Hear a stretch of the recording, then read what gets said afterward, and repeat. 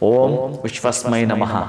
ಪ್ರೀತಿಯ ಬಂಧುಗಳೇ, ಭಾನುವಾರ ಆದರೂ ಶನೈಶ್ಚರ ಜಯಂತಿ. ಇನ್ನು ಈ ದಿನವೋ ನಿಮಗೆ ಗೊತ್ತಿರುವ ಹಾಗೆ ವರ್ಷಕ್ಕೆ ಒಂದು ಸಲ ಬರುವುದು ಮಹಾಶಿವರಾತ್ರಿ. ಪ್ರತಿ ತಿಂಗಳು ಬರುವುದು ಮಾಸ ಶಿವರಾತ್ರಿ, ಆದರೆ ವರ್ಷಕ್ಕೊಮ್ಮೆ ಬರುವುದು ಮಹಾಶಿವರಾತ್ರಿ. ಇಲ್ಲಿ ಪ್ರಧಾನವಾಗಿ ನೋಡಿ, ರಾತ್ರಿ ಕಾಲದಲ್ಲಿ ನಿದ್ದೆ ಕೆಡಬಾರದು, ನಿದ್ದೆ ಮಾಡಬೇಕು.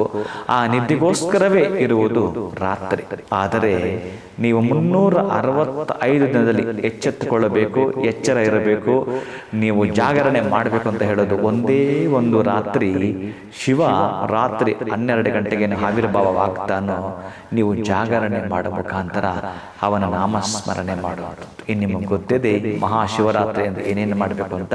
ಬಹುಶಃ ಜನ್ಮದಾರಭ್ಯ ನಾವೇನು ಪಡೆದುಕೊಂಡು ಬಂದಿರ್ತೀವೋ ದುಃಖ ದುಮ್ಮಾನ ಕಷ್ಟಗಳೇ ಇದೆ ನನ್ನ ಬದುಕಿನಲ್ಲಿ ಅಂತಂದ್ರೆ ಇವತ್ತು ಶಿವನಿಗೆ ಒಂದು ಅಭಿಷೇಕವನ್ನು ಮಾಡುವಂಥದ್ದು. ಆ ಅಭಿಷೇಕವನ್ನ ಮಾಡೋದನ್ನ ಕಣ್ತುಂಬಿಸ್ಕೊಳ್ಳೋದು. ನಿಮಗೆ ಸಾಧ್ಯ ಆದರೆ ಬಿಲ್ಲಪತ್ರೆಯನ್ನ ದೇಗುಲಕ್ಕೆ, ವಿಭೂತಿಯನ್ನ ದೇಗುಲಕ್ಕೆ, ಇವತ್ತು ಅಭಿಷೇಕವನ್ನು ನೀವು ಕಣ್ಣಾರೆ ನೋಡಿದ್ದೆ ಆದರೆ ಬಹುಶಃ ನಮ್ಮ ಬದುಕಿನಲ್ಲೆಂದೋ ಮಹಾಪ್ರಳಯವಾಗಬಹುದು. ಅದನ್ನು ತಪ್ಪಿಸುವ ದಿನ ಈ ಶಿವರಾತ್ರಿ ಆಗಿರುತ್ತೆ.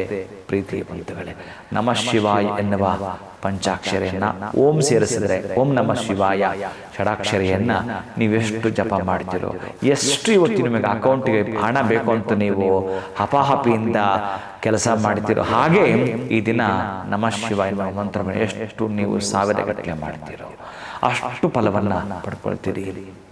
ಪ್ರೀತಿಯ ಬಂಧುಗಳೇ, ಇವತ್ತು ಯಾರಿಗಾದ್ರೂ ಕೂಡ ಅಶಕ್ತರಿಗೆ ಅವರು ಏನು ಬಹುಶಃ ಗೊತ್ತಿಲ್ಲ, ಆ ಶಿವಪಾರ್ವತಿಯರು ಯಾವ ರೂಪದಲ್ಲಾದರೂ ಬಂದು ನಿಮ್ಮನ್ನು ಪರೀಕ್ಷೆ ಮಾಡಬಹುದು. ನಿಮಗೆ ಯಾವುದು ಕೊಡ್ಲಿಕ್ಕೆ ಸಾಧ್ಯವಾಗೋದಿಲ್ಲ ಅದನ್ನೇ ಬಹುಶಃ ಕೇಳಬಹುದು. ಈಗ ನಾನು ಹೇಳಿದ್ದೀನಿ, ನೀವು ಎಚ್ಚೆತ್ಕೊಳ್ಬಹುದು. ನನಗೆ ವಿಭೂತಿ ಒಂದು 10 ಉಂಡೆ ಬೇಕು ಅಂತ ಯಾರಾದರೂ ಕೇಳಿದ್ದಾರೆ.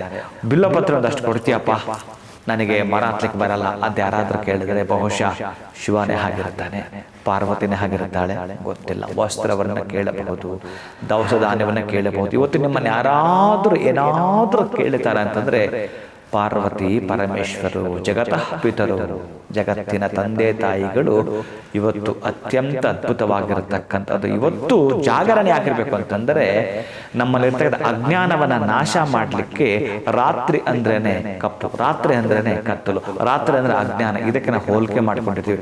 ಅಂತಹದ್ದನ್ನು ಹೋಗಲಾಡಿಸ್ಲಿಕ್ಕೆ ಬರುವಂತ ಶಿವ ರಾತ್ರಿ 12 ಗಂಟೆಗೆ ಆವಿರ್ಭಾವವಾಗ್ತಾನೆ. ಜಾಗರಣೆ ಹಾಗೆ ಯಾಮದ ಪೂಜೆಗಳನ್ನ ಮಾಡ್ಕೊಳ್ತಾರೆ. ಶುಭಂಭೂಯ, ಒಳಿತಾಗಲಿ.